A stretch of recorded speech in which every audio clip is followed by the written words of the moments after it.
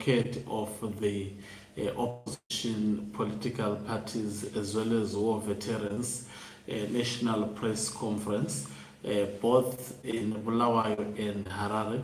Made to get the latest update from Bulawayo, but what is coming through from Harare is that the organizers are planning plan B of what to do, and part of the options being to approach the courts that are actually manned by Emerson Tambuzo Mnangagwa for a remedy. Greetings and welcome on your lovely channel, the Hlonipani Global News. If you are watching us for the very first time, please do remember to press the red or black subscribe button so that next time when we beam live, you become the very first one to watch us. So let me play the petition of the opposition political parties and get the latest updates. Apologies about what happened.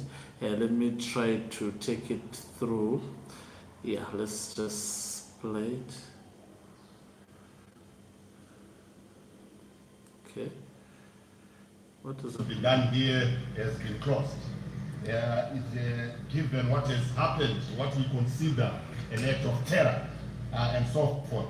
So we want to make clear what we've told the police, and the message we are giving now is that we are now dispersing. So we don't want anyone to remain here. We are dispersing. We are working with our lawyer for an agent remedy to address this position. If there are any issues that happen here, it will not be as a result of us, the organizers. So the message that we want to send to our people and to the patriots who are here is that your message has been heard.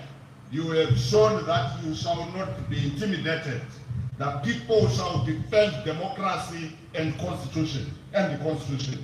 And so this is what we're doing. We will therefore be proceeding. We are announcing in due course measures that will be done to go forward and so forth.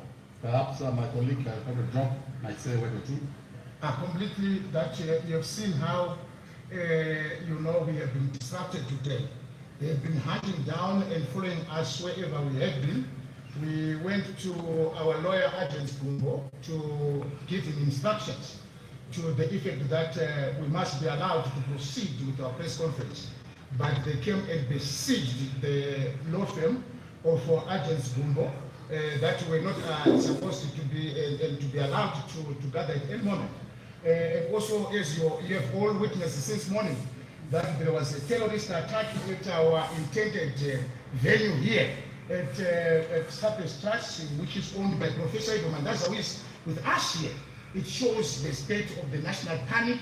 As we are speaking here and we are gathered here, you can see the riot police officers are now approaching here, demonstrating that the dictatorship is in panic. So Zimbabweans don't panic. Very soon we are going to announce the next course of action after this. We have heard that they've done the same in Bulawayo, but don't panic. The next way forward is going to come. Over to you, just to say that thank you for everyone who came. Very sorry to Dr. Mandaza and the ASON. Very sorry to kill the Mugende and the ASON that took place at his house. This is a new process, a united process of concerned citizens against the mutilation of our constitution, against the vandalization of our constitution. It's a non-partisan, non-political effort to defend the constitution. So we are uniting everyone to move forward to defend the constitution, constitutionalism, the values of the liberation struggle, and the values of our own democratic struggle with people like the great Morgan Tsvangirai and the great Gibson Sibanda. So we will tell you in due course our next course of action, but we want to thank you for your patience. Over to you, Comrade. Yeah, thank you very much, members of the press. To my brother here, Professor Ido Mandaza, sorry for what happened, but this won't be deterring in terms of our agenda as the people of Zimbabwe. We are united against the 2030 nonsense. We are not at all going to accept it. And this is a statement.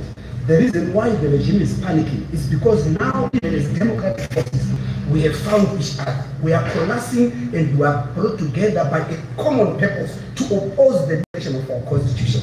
And that is it's not going to change. So stay in touch with you all, and we are so determined to move forward so that we stop this nonsense. So thank you so much, and we really appreciate your support. Thank you so much. Over to you, Professor Gomandaza. Well, thank you very much. I'm sorry it has come to this, but then it's not surprising at all.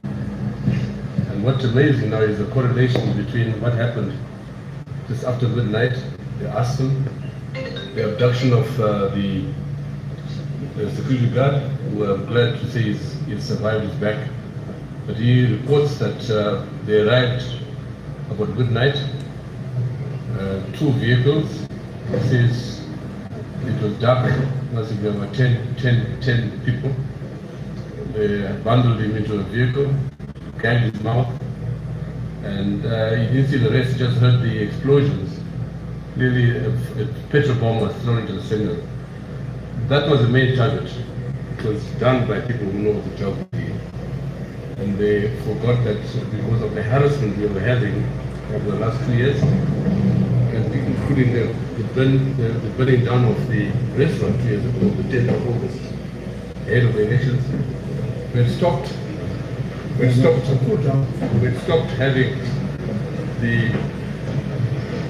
having the seminars here. We're having it virtually. So what's happening?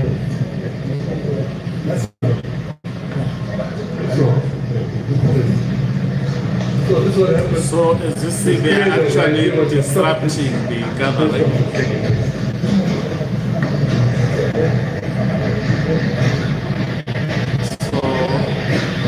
Well, this is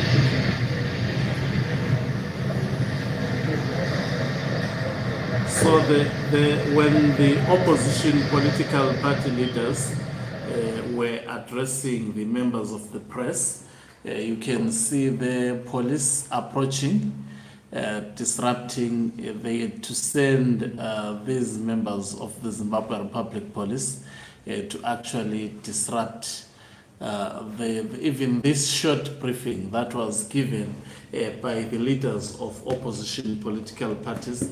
The reason why I don't show pictures, I saw a lot of people complaining about that. We haven't reached that stage of showing pictures, but I have the gadgets and everything in order. It's just a matter of putting everything together. So police coming to disrupt that short even press briefing, and obviously opposition political party leaders agreeing that Emerson Tambutso Mnangagwa regime is panicking, especially over the resolve and the unity of opposition political parties. The point that I have underscored several times, that when the opposition comes together, especially at such a crucial and a critical moment where they are supposed to save their faces, I think that on its own gives Emerson Tambutso Mnangagwa sleepless nights. So it's a historic today, and also in Bulawayo. Things have been going there. I will actually be posting, I've posted I think some videos on Facebook channel, that is Hloniphani Global News. There was resistance, almost exchange of blows in Bulawayo, pushing each other. There was really intense visuals coming from Bulawayo. I've posted on my Facebook page, that is Hloniphani Global News. You can also follow Hloniphani Ncube because I'll be posting some of the content there. Thank you very much for watching us. If you're watching us for the very first time, please do remember to press the red or black subscribe button. The last point before I go, they said the press briefing may be done virtually. So we may see also a virtual version of the press briefing. And even when they were going to, what is actually alarming is that even when they were going to approach their lawyer, the police had to follow them. And also something that was mentioned by Job Sikala is that all their moves are being followed, especially the leaders of the opposition political party. Emerson Tambutso Mnangagwa was stooping this law in this day and age, whereby we can also equally track everything that the regime is doing. What is surprising is that at the SEPS venue, we have seen also military personnel. We have also seen police. I wonder what is the purpose of military attending that crime scene. This is really a desperate moment of panicking, and we will keep you updated throughout the day with the legal information that we will get. Thank you very much for watching us. If you are watching us for the very first time, please do remember to press the red or black subscribe button so that